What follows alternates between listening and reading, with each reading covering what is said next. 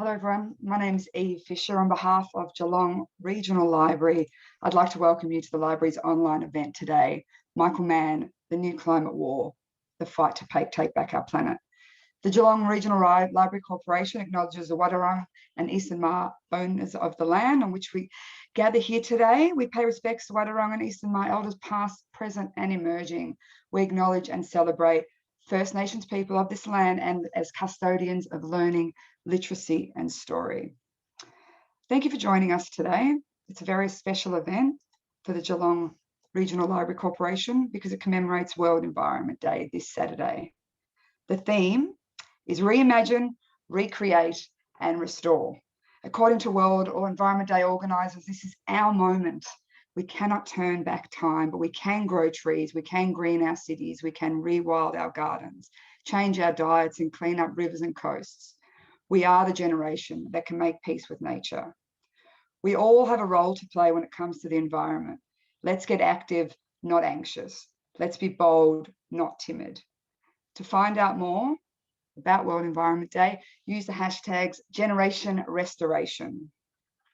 Some housekeeping reminders before we begin. You can participate by clicking the Q&A button at the bottom of your screen and typing in your question or your comment. If you're using an iPad or iPhone, you might need to touch your screen to get the Q&A function to pop up. This webinar is being recorded. If you'd like to watch the discussion again or recommend to family and friends, it'll be uploaded to the library's YouTube channel within the next couple of days. Now, it's my very great pleasure to introduce our guest author. E Mann is the Distinguished Professor of Atmospheric Science at Penn State. He's received many honours and awards, including his selection by Scientific American as one of the 50 leading visionaries in science and technology in 2002. Additionally, he contributed with other IPC authors to the award of the 2007 Nobel Peace Prize. In 2018, he received the award for public engagement with science from the American Association for the Advancement of Science and the Climate Communication Prize from the American Geophysical Union. In 2020, he was elected to the National Academy of Sciences. He is the author of numerous books, including Dire Predictions, Understanding Climate Change, and The Hockey Stick and Climate Wars, Dispatched from the Front Lines. He lives in State College, Pennsylvania, where he joins us from tonight. Welcome, Michael. Thanks for being here. Thanks so much, Eve. It's great to be virtually with you and everyone else here who's shown up for this event. I'm sorry I can't be back in Australia, but it's nice to at least connect with folks remotely. And there's been a lot of water under the bridge. A lot's happened since the time that I spent down in Australia more than a year ago, living through the Black Summer. I was there to experience that, and it had a fundamental impact on me and on my book on the new climate war, which is what I'm going to talk about here. So let me go ahead and share my screen. It looks like it is optimized, which is good. Go full screen. So the new climate war, what this book is really about is the challenges that we face today in addressing the climate crisis. Many of the old challenges are now behind us, but there are new challenges, new obstacles that we encounter in our efforts to actually act on climate. And so that's what I want to talk about here, where we are, how close we are to finally seeing the action that we need if we are to avert catastrophic climate change. We're so close now. We can sort of feel that. We can feel the developments here in the United States and around the world, renewed energy, a favorable shift in political winds here in the United States that has global ramifications. We're so close, but yet we still face some obstacles. The forces of inaction, or the inactivists, as I call them in the book, are still doing what they can to prevent us from moving on, to prevent us from moving away from fossil fuels. And that's really what the new climate war is about. Let me just sort of review the basic science here first, and I'll talk about the projections of the future. But rather than showing you the climate model projections that climate scientists using elaborate physical models run on supercomputers today, where we can project the future. I want to talk about projections that were made decades ago by none other than ExxonMobil, the world's largest fossil fuel company. In an internal document, it was a secret document that was ultimately leaked to the public some years later. Back in the early 1980s, ExxonMobil's own scientists were doing their own back of the envelope calculations, and they were amazingly accurate. You can see here that they were able to predict back in the early 1980s where we would be today, both the level of carbon dioxide pollution in the atmosphere, and we reached those levels in part because they were so successful. ExxonMobil and other fossil fuel companies were so successful in preventing us from moving off of fossil fuels. And as a result, we've brought those carbon dioxide concentrations up to levels not seen literally in millions of years now, 420 parts per million CO2 in the atmosphere, and a warming of a little less than a degree Celsius since 1982. You add the warming before that, about 1.2 degrees Celsius warming. So they predicted where we would be. They actually referred to the potential implications, the impacts of climate change as catastrophic, again, in their own documents. So their own scientists understood the path that we were on and the catastrophic consequences that that path could have. But instead of coming forward, going public with what they knew, ExxonMobil engaged in an elaborate effort, along with other fossil fuel companies, spending tens of millions of dollars in a massive public relations campaign to discredit the science, to discredit the projections of climate scientists who were coming to the same conclusions that their own scientists had come to secretly. And as a result, this is where we are. If we had acted back in the 1990s, when the science was in, when the climate science community understood that we had a crisis on our hands, if we had acted then, you can see we could have brought our carbon emissions down fairly gently in time to avoid warming the planet beyond a catastrophic 1.5 degrees Celsius. That's sort of the threshold that we often think of today as constituting dangerous interference with our climate.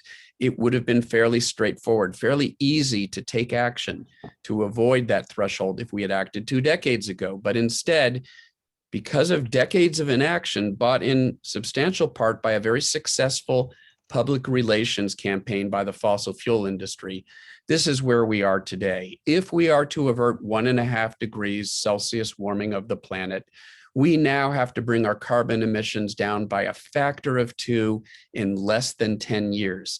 That's the cost of decades of inaction, thanks to fossil fuel companies and others promoting their agenda. And the impacts are no longer subtle, certainly not to you in Australia, not to us here in the United States. Blistering heat waves in the US and Europe that we've seen in recent summers. 2 summers ago, last summer, the hottest temperature ever reliably recorded on this planet was measured here last summer in Death Valley, California. And yes, if you look at the data, they tell us, that our eyes aren't deceiving us. We are seeing a substantial increase in the duration and the intensity of heat waves as the planet warms up. It's not rocket science. That's what we expect to happen. And with all that heat and with the drought that often comes with it, you get wildfires in California that have seen apocalyptic wildfires in recent summers. In fact, there's a news article just out today that in a wildfire last summer, California lost 10% of their sequoia trees. These are magnificent, massive, tall, thick trees that are only found in certain montane environments in California and Nevada. And 10% of them were lost in a single wildfire last year. California, Colorado, Oregon, the entire Western US has seen a 3-fold increase in the area and the aerial extent of wildfire over the past few decades.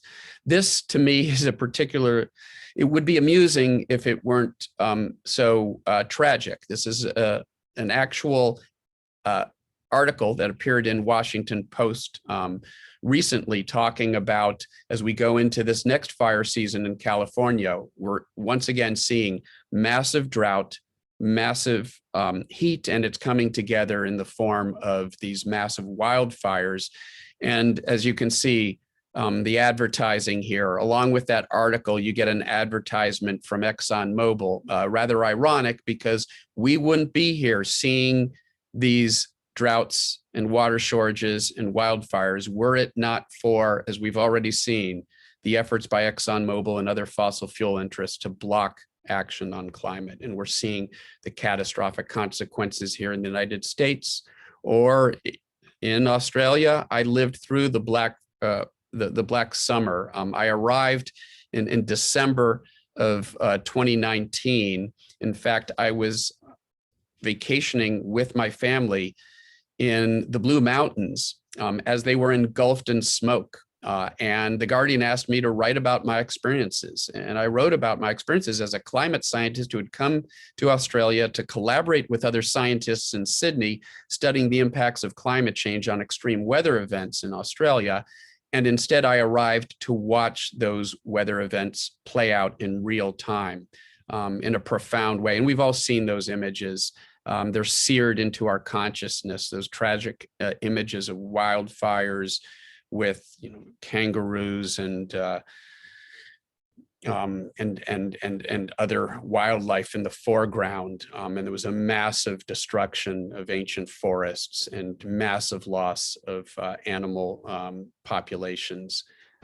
A year later, of course, we've gone from the heat and the drought and the wildfires to just months ago, massive flooding in New South Wales, in the same regions where we saw those wildfires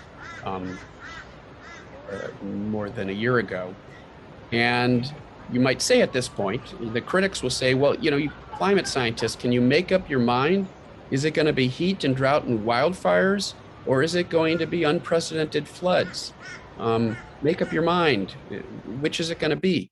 Well, it's both. There isn't a contradiction. In fact, just a few months ago, some collaborators of mine and I published an article providing further evidence from looking at climate model projections of something we already basically know, in fact, that climate change in many regions is increasing the extremes at both ends of the spectrum. So you see worse drought and heat and wildfires one year and unprecedented flooding the next year. It's not a contradiction. It's actually something that the models predict in many regions, like the East Coast of Australia or California, where they have, again, just like we've seen in Australia, you see that sequence of hot, dry, blistering summers with wildfires, and then the vegetation is destroyed and the topsoil loses its stability, it loses its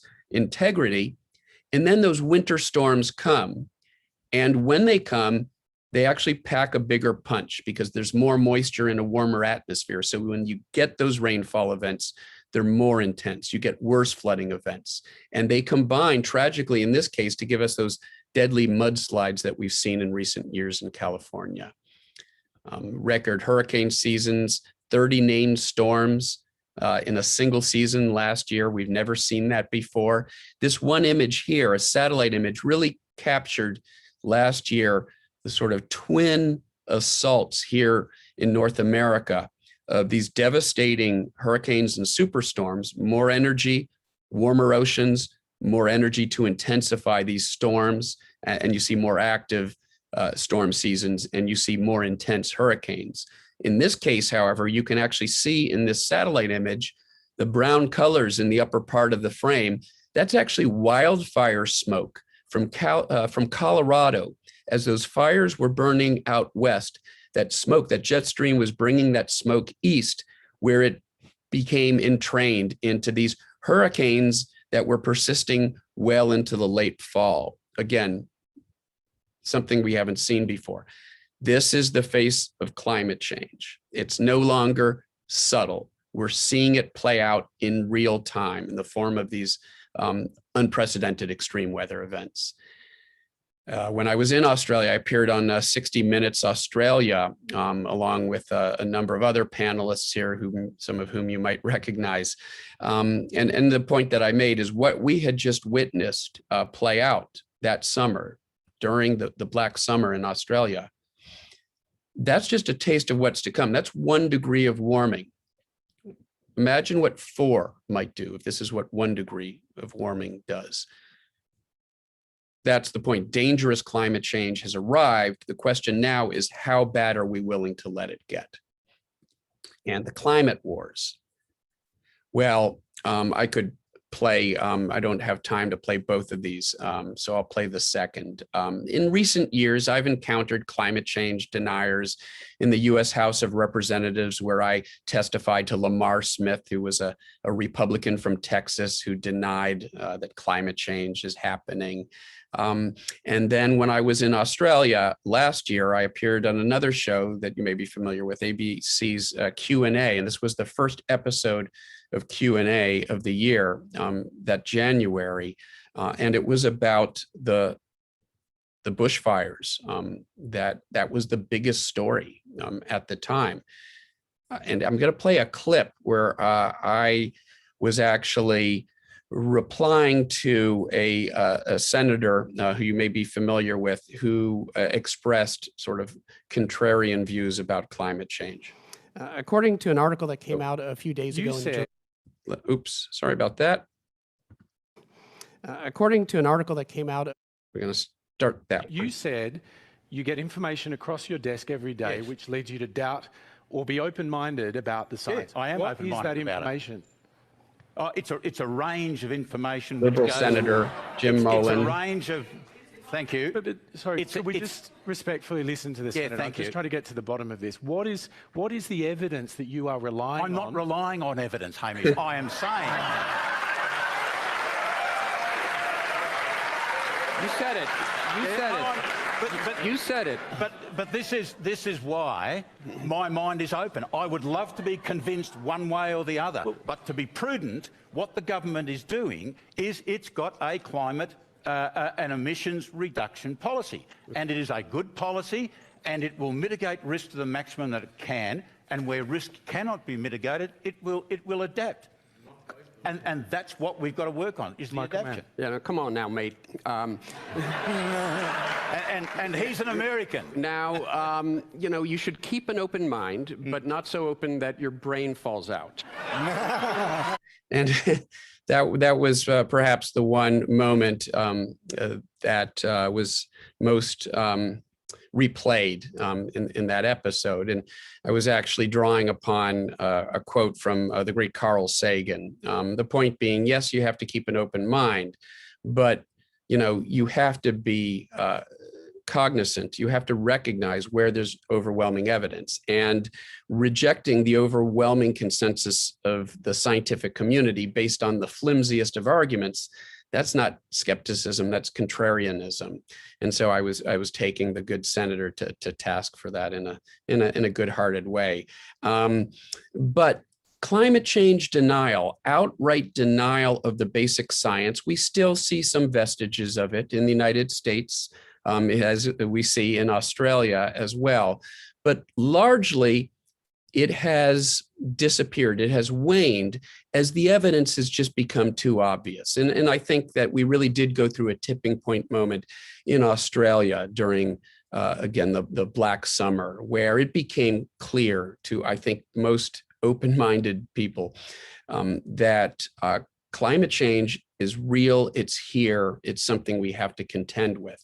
And so as denial has become less and less credible, what we've seen is a whole new array of tactics emerge that are still intended, they have the same basic intention to keep us addicted to fossil fuels. And again, the inactivists, the forces of inaction, they don't care the reason, whether it's denial of the science or the belief that, for example, it's too late to do anything about it. They don't care about the reason. They just want to keep us addicted to fossil fuels. And so this is what I call the new climate war. It's these new tactics that we now see being deployed by inactivists in their efforts to keep us, once again, addicted to fossil fuels. Every year that we remain addicted to fossil fuels, they continue to make millions and millions of dollar profits. And so we see soft denial is something that we see a lot of these days. People like Bjorn Lundberg, who was sent down to Australia during the Black Summer to try to convince Australians that climate change isn't responsible for these fires. It's not really a problem. Yeah, it's real, but we can just adapt. It'll be too expensive to do anything. The whole litany of arguments that constitutes what I call soft denial, which is to say, not literally denying that climate change is happening or even that we have a role, that we're causing it, but denying that we really need to do anything different. And so we see people like Bjorn Lundberg or Michael Schellenberger of the so-called Breakthrough Institute, and you'll see a pattern here. This sort of soft denial is peddled by Murdoch media outlets like The Australian. The latest version of this is a book that's just come out in the United States called Unsettled. The same thing, downplaying the impacts of climate change, really sort of dismissing the proven connections between climate change and extreme weather events, arguing that it'll be too expensive to do anything to move away from fossil fuels. This is the latest book of this sort, and it's gotten a lot of play, especially in the Murdoch media, because it's sort of this sort of kinder, gentler form of denial. Not denying the science outright, but denying the impacts that climate change is having, or denying, our need to do something about it. And of course, scientists, actual climate scientists, have gone through the book and have demonstrated just one falsehood after the next. Again, not literally denying climate change is real, but really understating the impacts and introducing sort of false critiques of the science that connects climate change to the various impacts that are playing out. Delay. So we've got soft denial, we've got delay, anything that kicks the can down the road. We heard it from Jim Mullen. We've got to adapt. We hear that from conservative Republican senators like Marco Rubio of Florida. The solution is to just adapt to the changes that are coming. Scott Morrison, of course, Prime Minister Scott Morrison has used the language of adaptation. This is a way of sort of kicking the can down the road. Yes, we need to do something, but we can adapt to the changes that are coming. We don't have to get off the burning of fossil fuels. Geoengineering, which has been promoted by people like Rex Tillerson, the former CEO of ExxonMobil, who went on to become Donald Trump's first Secretary of State. It's perhaps convenient for the former CEO of the world's largest fossil fuel company, ExxonMobil, to argue that the real solution isn't to stop burning carbon, it's to engage in some other massive interference with the Earth system, shooting particles into the stratosphere or putting iron into the ocean, intervening in a massive way with the global climate system in some other way in the hopes of somehow offsetting the warming impact of accumulating greenhouse gases. And even Bill Gates, who has his own book that recently came out about climate change. And certainly, Bill Gates supports doing something about climate change. He's not a climate change denier, but he argues for a very technocratic path forward. He downplays the role that renewable energy can play in getting us through that transition. And so instead, really ends up promoting some far riskier pathways. And that includes, for example, the reliance on geoengineering, and whether it's putting particles into the stratosphere or sucking the carbon back out of the atmosphere through the promise of technology that can do this a decade from now, maybe 2 decades from now. And so the idea here is, well, look, a decade from now or 2 decades from now, we'll be able to do this. We're working on these techno fixes. We'll deploy them if necessary. So in the meantime, let us continue to burn those fossil fuels. It's a way of taking the pressure off the need to reduce carbon emissions now through false promises of what might be done in the future. And it's a form of delay, and it's probably not the right path forward. I would say it's certainly not the right path forward. Then we have deflection. We don't need policies. We don't need carbon pricing or subsidies for renewable energy or any of these other systemic changes. We just need individuals to be better stewards of the environment. This was used very successfully in the United States back in the 1970s. The beverage industry, Coca-Cola, was very successful in thwarting efforts to pass bottle bills, which would have been a systemic solution to the accumulating problem of bottle and can litter, a deposit on bottles and cans that would encourage people to return them. Well, it would end up falling upon the beverage industry to process those returned bottles and cans. They didn't want to see that happen because it would have eaten into their profits. So instead, they promoted this campaign to convince the American public that we didn't need bottle bills. We just needed people to clean up those bottles and cans, to be better stewards of the environment. And they drew upon the very powerful imagery of our indigenous people, Native Americans, really in a cynical way to try to convince us that we didn't need policy solutions. Well, it was a very successful campaign. They fooled us all. And as a result, we have one of the other great global environmental crises today, the plastic pollution crisis. You can thank Coca-Cola and the beverage industry and the Crying Indian campaign for that. It is one of the perhaps most profound examples of a deflection campaign. Deflect attention away from systemic change and policies that might hurt industry to individual behavior. Make it all about individual behavior. And we're seeing the fossil fuel industry do that today. We're even seeing mainstream media outlets like the New York Times fall victim to that framing, publishing dozens and dozens of articles every year about all the things that we can do to change our behavior to try to reduce our carbon emissions. Well, look, the first carbon footprint calculator, the first individual carbon footprint calculator was given to us in the early 2000s by none other than British Petroleum, BP, because they wanted us so focused on our own individual carbon footprint that we failed to notice theirs. 100 polluters, 100 companies are responsible for 70% of our carbon emissions. So look, we should all do those things that we can do to decrease our environmental impact, our carbon footprint. Often these are things that make us healthier, they save us money, they make us feel better about ourselves.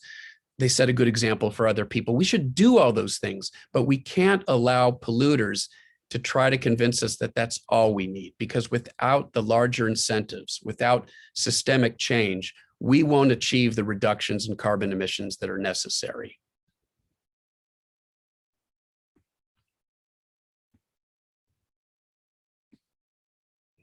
Division. So we've got soft denial, we've got delay, we've got deflection. You'll see a pattern here, a certain amount of alliteration here. And now we've got division. Look, if the inactivists, polluters, and those promoting their agenda can divide us, can divide climate advocates, then we no longer speak with a single voice. We no longer have the power that we have if we remain united in our efforts to demand action. So they have used insidious methods of dividing us online, using bot armies and trolls to get climate advocates fighting with each other about their individual lifestyle, for example. They can make it about individual lifestyle. It deflects attention away from systemic changes.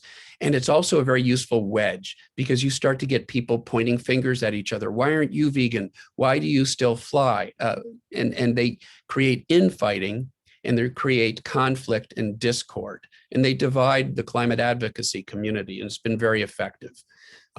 It's a method that they use to discredit opinion leaders. In fact, a year and a half ago, Sydney Mayor Clover Moore actually attended a very early version of this talk that I gave, and I talked about deflection.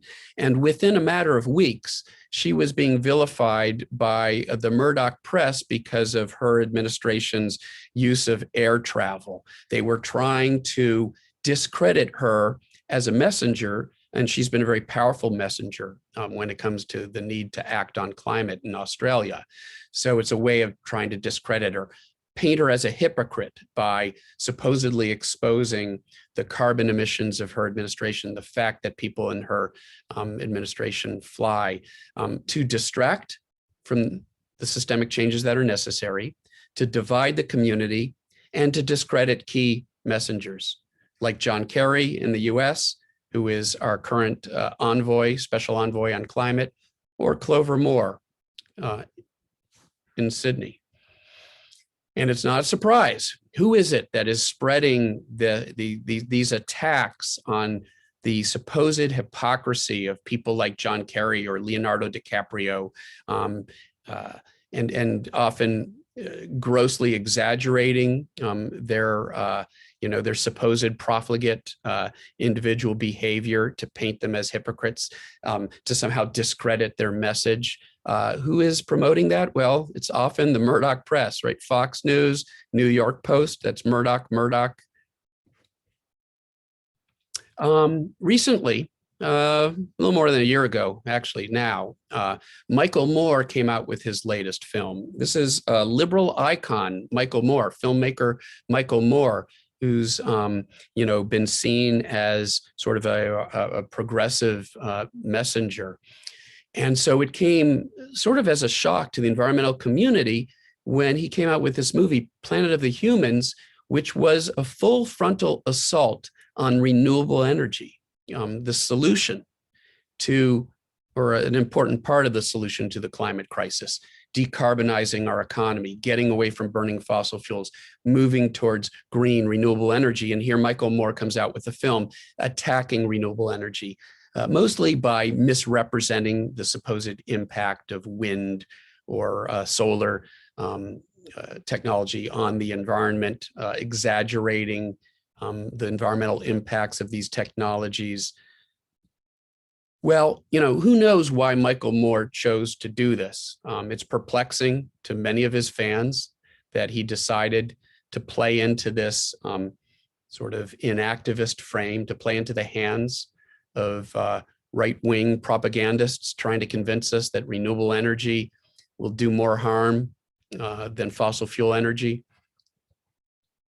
Who knows why he did it? What I can tell you is who was promoting the film, because it wasn't the mainstream media. They saw through the facade. It was Koch brothers funded groups like the Competitive Enterprise Institute and the Heartland Institute, or Breitbart News, the ultra right-wing Breitbart News, or down in Australia, look at that. Andrew Bolt and the Murdoch media, Sky News, promoting the Michael Moore attack on renewable energy. And the New York Post, once again.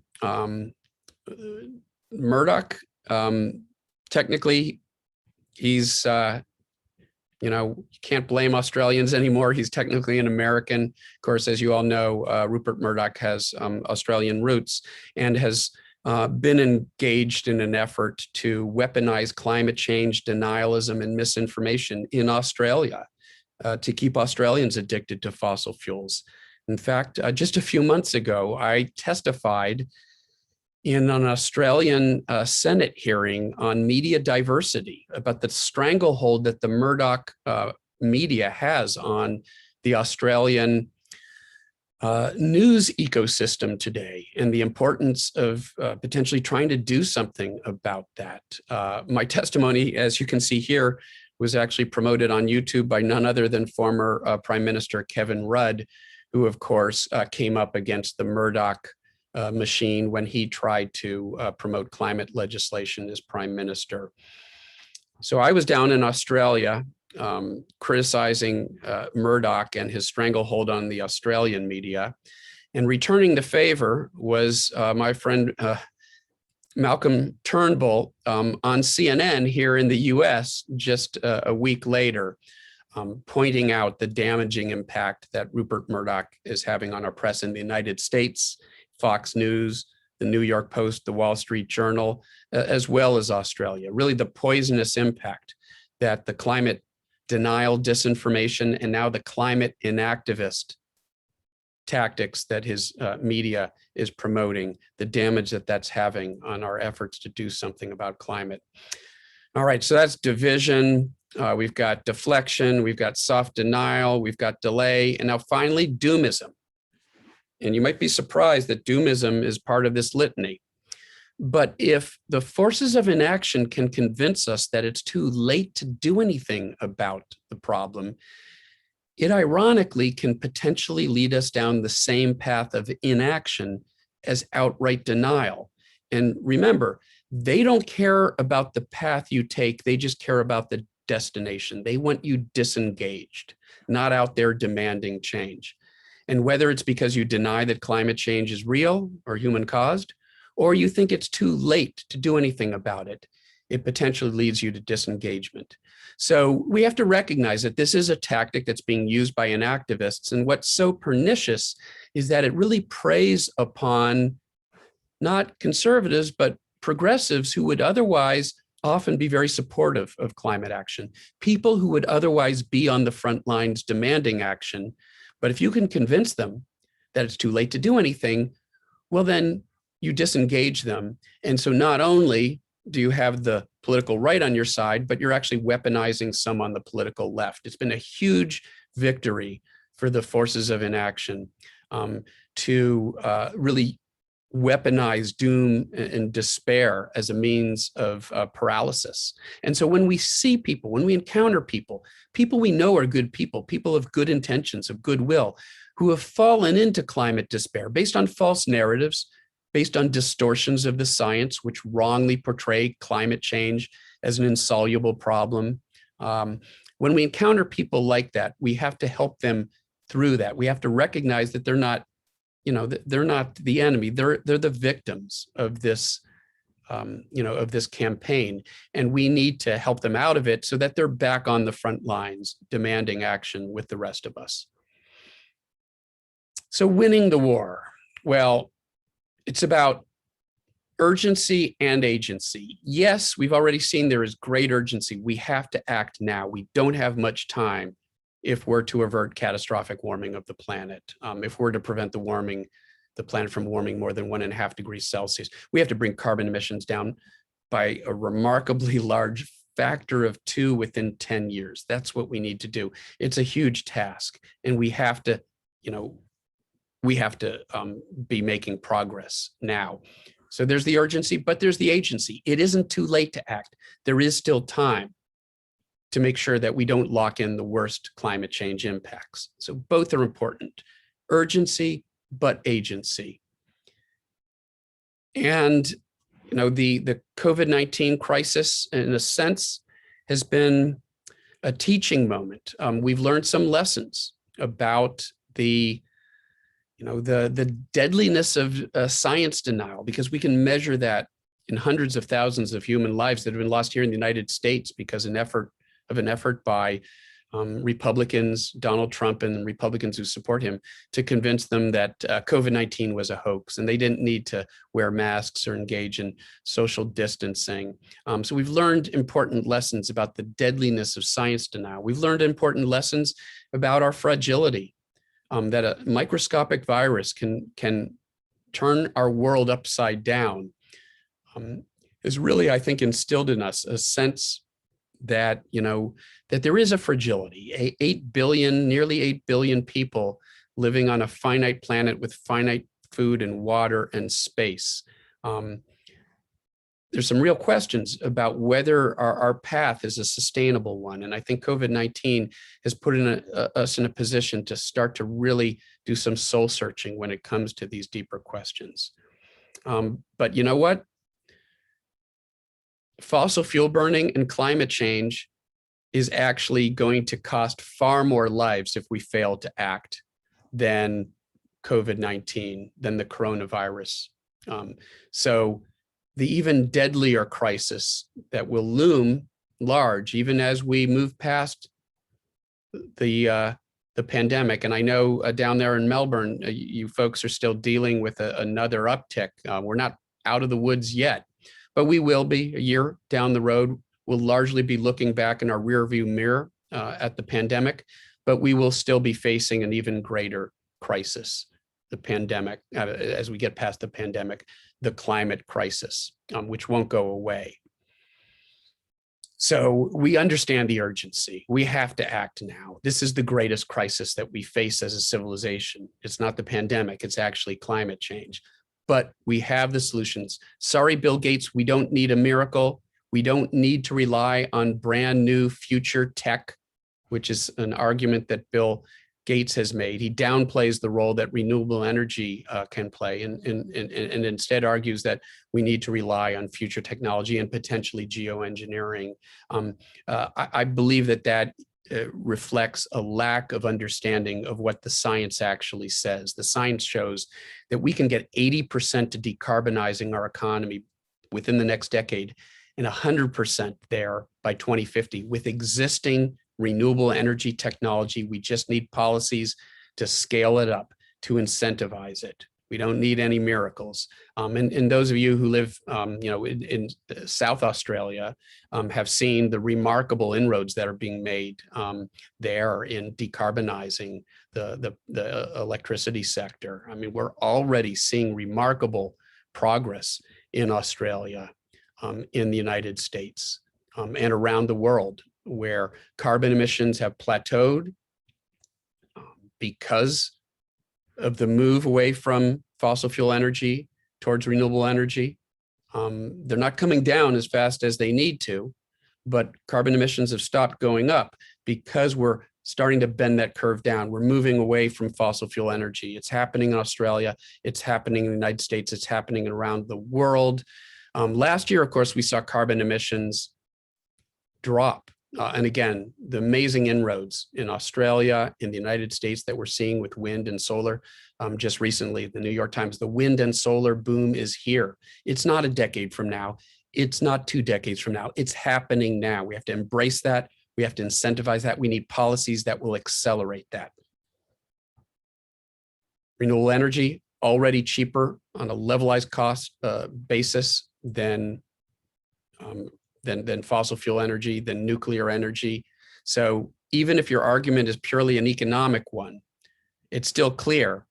It makes sense economically and for the planet to get off fossil fuel energy, to move towards renewable energy.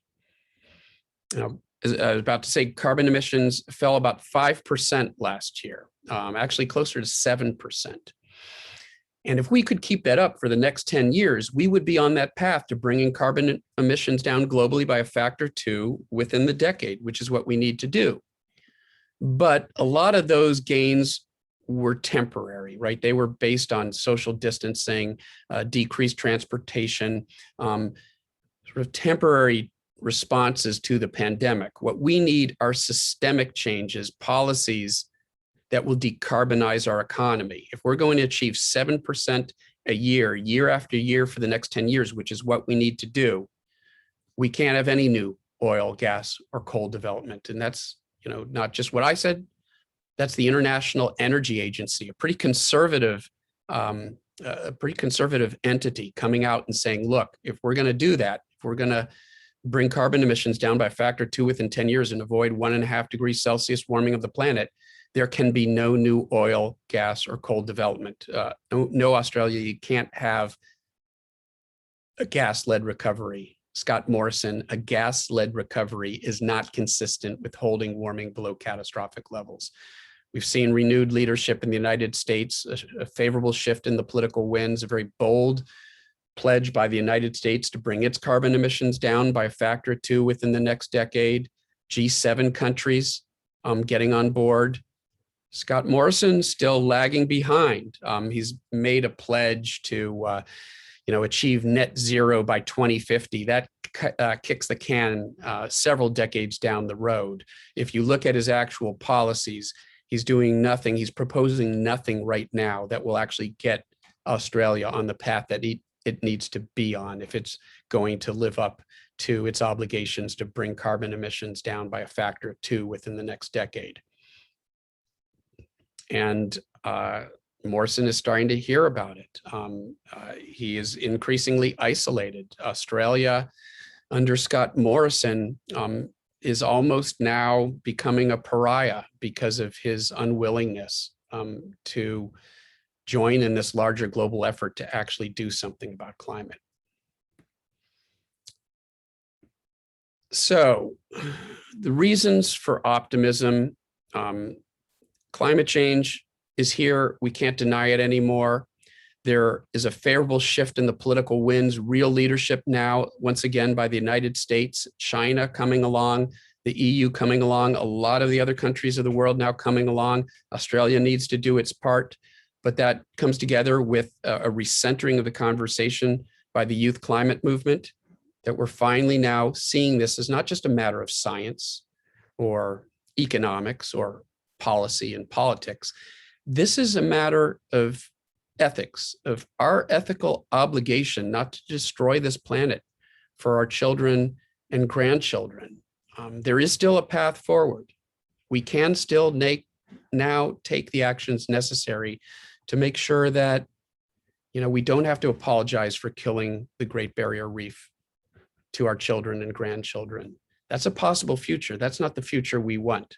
We still have within our means the option of taking a different path, of acting now so that future generations will look back and say, when my grandparents, my parents and grandparents, when the crucial moment arrived, they did the right thing.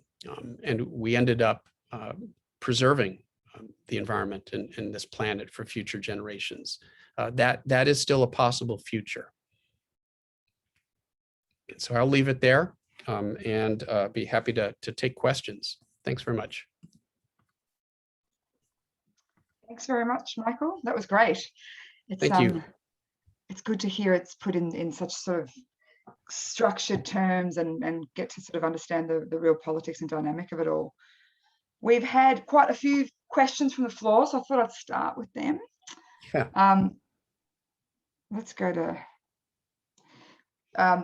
end-use renewable energy technologies need to become a basic necessity, just as our phones and comm apps. So shouldn't we climate action advocates partner with Microsoft, Apple, Facebook, Amazon, and the like? And how do you do it if we widen the gap between their idea of sustainability and ours? I don't know if it's annoying to hear nonsense from those who claim to be committed to face the climate emergency head on, but wouldn't it perhaps serve our goals to find ways to build bridges with these tycoons and try to explore creating a mass need for green products using these guys' abilities to create need? That's quite a good question, isn't it? Yeah, no, absolutely. We do need to work together. There are, as I said before, there are good people, in tech, CEOs. I very much believe that they care about the future, of the planet for their children and grandchildren. They want to do right by them. They don't want to think of themselves as part of the problem. And so we need to provide, to build bridges, to use that analogy, and to reward good actions that are taken, while calling out, those actions that are unhelpful. And, a good example is you look at some of the high tech, industry, you look at Apple, Google, a number of the large tech companies in the United States where they've worked hard to decarbonize, for example, their data centers. 100% renewable energy driven, solar, wind. That's great that they're doing that. They're trying to decarbonize their supply chains, but that's much more difficult. That's a much greater challenge. At the same time, many of these companies still contribute to groups like ALEC. They still contribute to industry groups that are lobbying against climate legislation. And a good friend of mine was the former head of sustainability at both Facebook and Google. And we recently did an event together. He now runs a company called Climate Voices.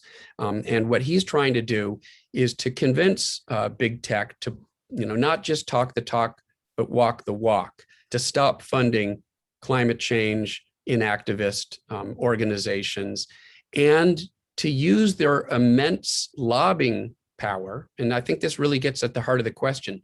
They do have, industry, corporations, these CEOs have a huge amount of potential influence, and they have used that influence for their own benefit. They lobby for policies that are favorable to them. Why don't they use that influence to lobby conservative politicians to act on climate, to support climate action? Imagine if Facebook and Google and the rest of them were all using their immense wealth and power and influence to hold policymakers accountable. That's what they need to do. That's what this organization is trying to do. It's actually really speaking to the employees at these organizations so that they can leverage pressure on management to take a more enlightened approach. So yes, we need them on our side. We cannot treat, industry as this monolithic villain. We need to work hand in hand together with them to solve this crisis. We need to work within the system that exists to solve this crisis because of the time frame that's involved. We're not going to change, our entire society in 10 years. So we need to work within the system that exists now to act, on the climate crisis, while at the same time trying to change that system ultimately for the better. Yeah, because you touch on it in your book quite a bit about personal responsibility versus corporate responsibility. And in the end, it's both. Yeah. You need both. You need both. But I think people tend to forget that personal responsibility is always got to be there the whole time. And that if the politicians aren't listening and the policy is not going the right way and elections are not going the right way, people just sort of think that there's nothing to be done. And that's right. Yeah. Well, and that's an issue here for Australia, because I know, I spent a number of months there, and I really, sort of felt a bit like like it was a second home by the time I ended up going home, and made a lot of friends and a lot of, connections down there. And I really feel there are a lot of people there who feel betrayed. They want to see action on climate. They know that we need action on climate, and they feel betrayed by their government. And there is nothing more powerful when it comes to politics than your vote. And so there will be an opportunity to change directions. If you don't like, the approach that the Morrison government has taken on climate, Australians are going to have an opportunity to move in a different direction within the next year and a half, I believe. And so that's something to think about.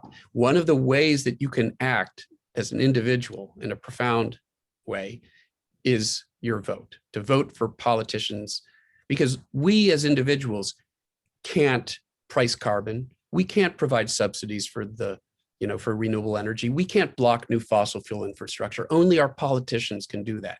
So we need to elect politicians who will act on our behalf rather than simply as a rubber stamp for polluters. Yep, absolutely. We definitely need to, I think everyone needs to play their part. That's the biggest thing, because, all the voting in the world is not going to change anything if people aren't going to change their behaviors and consume less. I mean, consumption's the biggest thing that we can do as individuals, and people, sort of forget that everything we're doing, all the piles of rubbish. Someone just made a comment about recycling and the mindset behind, well, it just ends up in landfill anyway, because that's what actually happened. Where I live, it actually did happen, that it ended up in landfill because China stopped buying our recycling. So I guess it's about we can't just say, well, we'll vote every 4 years and that's going to do it for us. We need to do something every day personally. It doesn't stop when you vote. You have to keep the pressure on, both through your actions as an individual and through working with other, organizations, joining, environmental organizations that have, an influence on our politics. There are just so many different things you can do. I've got another question from the floor. Some aspects of your proposed path forward, including large-scale wind and solar industries, seem to assume the continued existence of a global technological industrial infrastructure.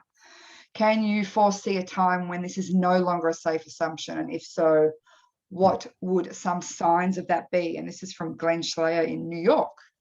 Yeah, thanks, Glenn. It's great that we've got people from all over here. Australia, the United States, this is a global problem, and it's a global conversation. And this one comes from pretty close to home, the next state over. Thank you, Glenn. A great question. I sort of touched on it a little bit. We have to solve this problem now within the framework of market economies, because that's the framework for our politics today. And that, to an extent right now, we do inhabit a resource-driven, extraction-driven global economy. It's reasonable to ask whether that ultimately is compatible with environmental sustainability. Can we continue on that path? And simply moving away, for example, from fossil fuel energy to renewable energy doesn't get us out of that bind where we must continue to extract resources from a finite planet. And eventually we come up against some real physical limits. And so the prescription that I advocate is that we need to use the mechanisms that exist today within our market economies to solve this problem. That includes carbon pricing. It includes, subsidies for renewables. And at the same time, we do need to start strategizing and thinking about, the larger problem that we face when it comes to environmental sustainability, and moving eventually away from a resource-driven, extraction-driven economy, because there are fundamental limits that we will come up against if we continue on that path. So let's attack the climate crisis now within the system that exists, because that's the time frame we're talking about. We've got to bring carbon emissions down factor 2 within 10 years. Got to work within the system that exists, use the lever arms that exist, while trying to change that system and move in a more sustainable direction ultimately. Yeah, right. Okay. Big steps. From Diego, we've got how do developing countries have to act to manage their climate change, considering their emissions are not a big percent for global emissions? How do you get them to stay engaged and that sort of thing? Yeah, it's a great question, because I've talked a lot about the sort of the responsibilities of the industrial world. And, look, the United States, we're the largest, legacy carbon polluter on the planet. The cumulative carbon emissions that we have contributed are greater than the contributions of any other country. But right now we're seeing China is actually the largest emitter today. And we are seeing the developing countries, India, starting to move in a direction that is more like sort of the pattern of Western civilization, of a resource driven economy that today is substantially based on fossil fuels and requires the consumption of fossil fuels. We need to provide incentives to the developing world so that they don't go through this stage. We went through this stage. We 2 centuries of the extraction and burning of dirty fossil fuel energy, and we have that legacy. And because of that, we have an obligation to the rest of the world. We need to provide incentives to the Indias and other countries so that they can grow their economies and they can improve their standard of living without going through this unnecessary stage of a massive fossil fuel infrastructure. We need to provide them with resources to help them leapfrog past that, because today it makes much more sense to build a smart grid that is driven by renewable energy, microgrids, wind, solar, geothermal. That's far more sensible technology. It makes no sense to build a fossil fuel driven grid today. But again, those of us who had this economic advantage of 2 centuries of access to cheap, dirty energy have a special obligation to provide the resources to the developing world so that they can leapfrog past the fossil fuel stage, because we can't, the planet can't afford for them to go through that stage. If we do that, we will consume too much of fossil fuels and blow past our budget for limiting warming below catastrophic levels. Thank you. I've got a question from Rob Brown.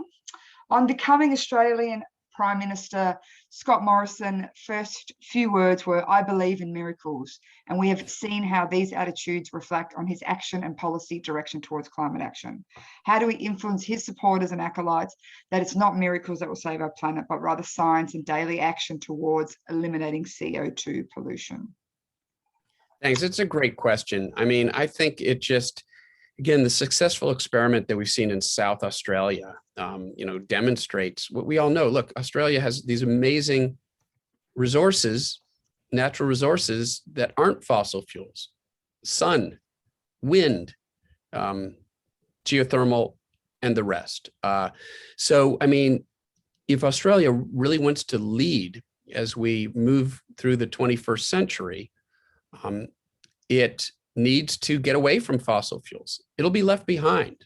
The great economic revolution of this century is renewable energy and clean energy. And the countries that seize on that and then manufacture the technology and deploy the technology are the ones who are going to succeed in the economic race of this century.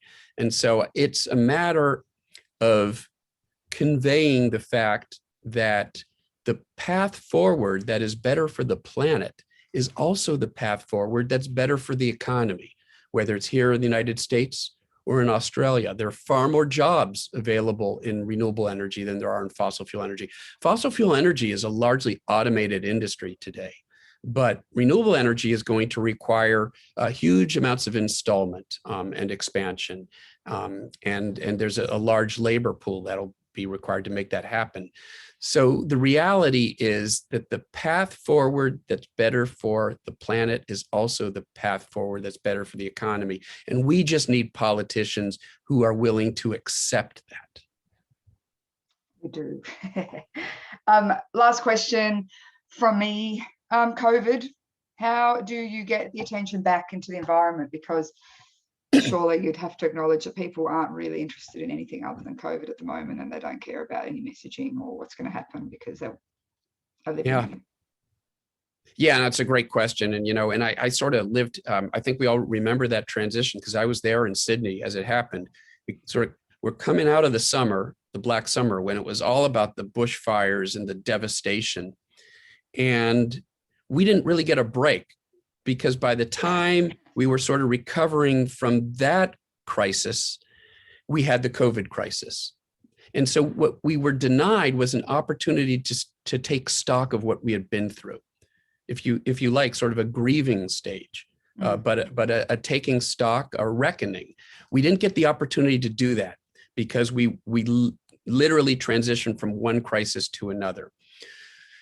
Well, now we're going to transition out of the COVID crisis. It is increasingly going to be in our rear view mirror. And the important thing is going to be to draw the important lessons that I talked about before, about the importance of embracing science, embracing what science has to offer us, the importance of thinking about the fragility of our existence on this planet and moving in a more sustainable direction, and not by for God's sake, not arguing that the recovery should be driven by doubling down in fossil fuel energy, which is what Scott Morrison is arguing for, a gas-driven recovery, which is fundamentally at odds with his supposed commitment to reducing carbon emissions. And so The lessons are, look, we're going to have an opportunity to rebuild.